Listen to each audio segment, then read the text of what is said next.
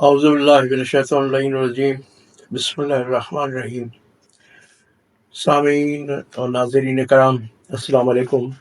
Professor مظہر نقوی حاضر خدمت ہے، اور سلسلہ کلام جو دعا کے موضوع پر ہمارا چل رہا ہے اس کی یہ تیسری نشست ہے، اور آج ہم اس بات کو آگے بڑھائیں گے۔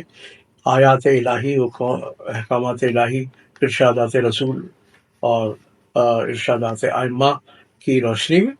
تو ہم سب سے پہلے جو آپ کے سامنے بیان کرنا چاہیں گے وہ حکم ہے، حکم الہی ہے، ارشاد الہی ہے، جو آیت یعنی سورہ بقرہ کی آیت 186 میں آپ دیکھ سکیں گے۔ فرمایا گیا کہ اور میرے بندے، اور جب میرے بندے آپ سے میرے متعلق سوال کریں، آپ سے مطلب یہ جو حضور سے خطاب ہے، یعنی حضور سے آپ سے میرے متعلق سوال کریں تو کہہ دیں کہ میں ان سے قریب، دعا کرنے والا جب مجھے پکارتا ہے تو میں اس کی دعا قبول کرتا ہوں۔ تو دیکھیے، اب یہ اللہ کا ایک وعدہ ہے کہ پکارنے والا جب مجھے پکارے گا تو میں اس کی دعا کو قبول کرتا ہوں۔ مگر ہمیں یہاں یہ نہیں سمجھنا ہے کہ بس ہم نے دعا کی تو وہ اس پر لازم ہو گیا، یہ مینڈیٹری ہے، اللہ اس پر پابند ہے کہ وہ ہماری دعا کو فوراً قبول کرے گا۔ نہیں، آداب دعا ہے، محل و وقوع ہے کہ دعا کس چیز کے لیے کیا کیا جائے۔ وہ ہم انشاءاللہ آگے کی گفتگو میں ہمارے اس کے چیزوں پہ ہم روشنی کریں گے۔ اور فی الوقت اس بات کی توجہ کہ اللہ رب العالمین اس بات کا وعدہ کر رہا ہے کہ وہ پکارنے والے کی سنتا بھی ہے اور اس کی دعا کو قبول کرتا ہے۔ اچھا، ایک بات ہماری یہ سمجھ گے، اب رسول مقبول صلی اللہ علیہ وسلم بڑی خوبصورت ایک بات ہم آپ کی لیتے ہیں فرمان کو، کہ فرماتے ہیں کہ الدعا سلاح المومن، یعنی عمود الدین، دعا مومن کا ہتھیار اور دین کا ستون ہے۔ اب یہاں بات بڑی خوبصورت ہے کہ مومن کا یہ ہتھیار کیا ہے۔ دعا جب ہم نے کی، جب مومن نے کوئی دعا کی تو وہ اس کا ہتھیار در حقیقت یہ ہے کہ وہ اپنی اعانت اور اپنی مدد کے لیے اللہ کی تمام تر قوت اور اس کو طلب کر رہا ہے۔ تو اب یہ وہ اس کی طاقت اور قوت بڑھ جاتی ہے ان مسائل، ان بلاؤں، ان مشکلات کے خلاف۔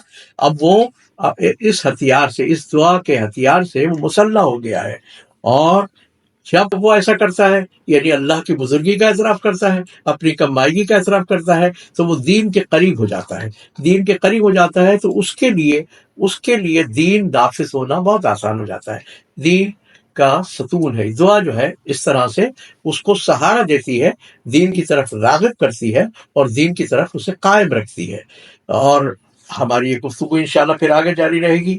اور بالکل میں ایک چیز آپ کو اور بتاتا جاؤں، بالکل اسی سے ملتی ہوئی حدیث ہی ہے امیر المومنین علی ابن ابی طالب علیہ السلام کی، کہ آپ نے کہا دعا مومن کی سپر ہے۔ جب یعنی سپر ڈھال ہے، دعا جو ہے وہ ڈھال ہے۔ یہ آپ کو بہت ساری چیزوں سے بتاتی ہے۔ اب دیکھیے، کل ہم نے امام باقر کا بھی آپ کو پچھلی نشست میں بتایا تھا کہ یہ رد بلا بھی ہے، تو اسی طریقے سے ہمارے سامنے اور بھی ہے۔ تو اب یہاں پر ہم صرف چونکہ اکتفا کریں گے اس بات پہ کہ آپ فرما رہے ہیں دعا مومن کی سفر ہے، جب تم بار بار دروازہ کھٹکھٹاؤ گے تو وہ تمہارے لیے کھول دیا جائے گا۔ یعنی اس کی بارگاہ میں، بارگاہ رب العزت میں جب انسان بار بار التجا کرتا ہے، دعا کرتا ہے، تو اللہ رب العالمین اپنی مصلحت اور اپنی فیصلوں کے مطابق اس کو قبول کرتا ہے۔ تو ہم آج اپنی گفتگو یہاں محدود رکھتے ہیں، اور انشاءاللہ آگے جاری رہیں گے آئندہ نشستوں پہ۔ اس کے اور بہت سارے ہمارے سامنے پہلو ہیں، بہت ساری احکامات الہی، آیات الہی ہمارے سامنے ہیں، ان پر بھی ہم گفتگو کریں گے، اور احادیث کو بھی ہم اپنی گفتگو میں شامل کریں گے۔